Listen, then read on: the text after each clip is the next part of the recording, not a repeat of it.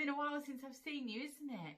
I bet you thought when you broke up for Christmas that you'd be back a bit before now. I certainly thought maybe schools would go back before now, but actually most of you are not in school at the moment. But it was good that we can still come and do an assembly with you, even if it's only remotely. So I wonder why we might be here doing an assembly with you at CEP. There's a few things going on at the moment. We're not quite ready for Easter, and Christmas is definitely finished. And have you still got your Christmas tree up? Hope not. You're supposed to take it down in January. Anyway, so there's a few things that are happening though in between. And one of the things, you might not even think it has much to do with Christianity, because most people don't celebrate it as a Christian festival. I tell you what, whilst we're kind of thinking about what it is, I'm going to get you to play a game, because I reckon most of you are at home. This might be a little bit harder if you're watching it at school, but I'm sure you'll cope. Okay, so we're going to do a scavenger hunt. So the first thing that we're going to find is something red. Oh, I wonder what you'll find. There's some clues on the screen, but you can think of anything you like. It's probably best to pause the video while you look, and when you've got something, bring it back here and shout at the screen what it is. Did you get something red? Brilliant. Here's the next one. The next thing we need is something beginning with V. Have you got anything that begins with V? If you can, go and find it and bring it back and shout at the screen. Something beginning with V. That is a tricky one. Pause the video while you have a look for something. Oh, I wonder what you found. Maybe you might have found a vest. Maybe you might have found a vase. I'd be interested to know what you did find. That's quite a hard one, isn't it? These are all clues about what our assembly is about though.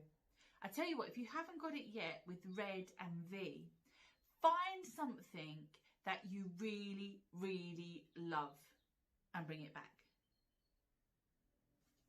Something you really love. I wonder what you'll choose. Pause the video and have a look.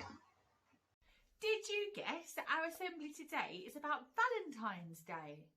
Valentine's Day is the same date every year. It's always on the 14th of February. And people all over the world now, it's got really big. In most countries in the world, it's celebrated.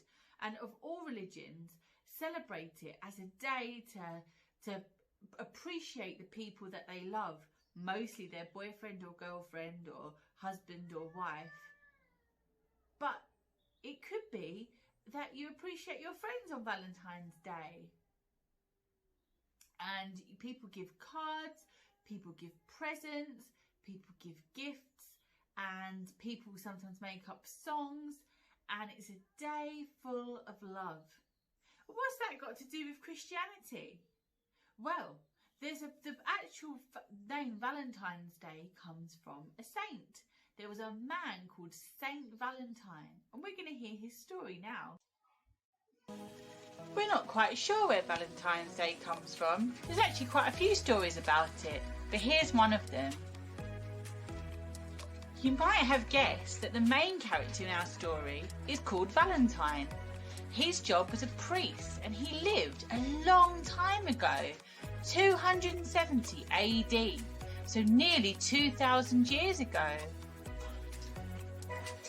As a priest, Valentine had lots of jobs, but one of his favourites was marrying people, doing weddings. He loved it. However, there was a bit of a problem. At that time, the Roman Emperor wanted all the men to be soldiers. Yeah, not quite as cool as that one. Probably more like this one. And if they got married, all the men didn't want to go to war because they wanted to spend time with their families. So the emperor came up with a solution.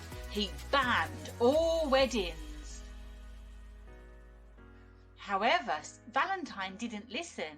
He believed in love and he kept marrying people. Eventually, though, he was caught and put in prison. So now, every year, people celebrate Valentine's Day on the 14th of February, and they celebrate love. Loving people is a really important part of following the Christian faith, and the Bible talks about love a lot. But did you know there's not just one word that means love in the Bible? There's 4 words that each mean a slightly different type of love. But Jesus said that the greatest kind of love is called agape. And that's a kind of love where you love someone so much that you'll give up something for them, maybe even your life. And especially in this pandemic, we've seen loads of people giving up their time, giving up their skills, giving up their energy to help people in a really bad time, haven't we? And I bet you all know somebody that does a job, maybe that is pictured, maybe it's not pictured, that helps other people or who's volunteered, raised funds. We've nearly come to the end of our assembly now. Thank you for listening. I'm sure you've listened really well because you usually do. I've got to leave you with a challenge though. Valentine's Day is in half term actually this year. And over half term, I want you to show your love for somebody, maybe someone you live with, maybe a friend, but the agape type of love that gives up something for them. What could you give up to show someone that you really love them?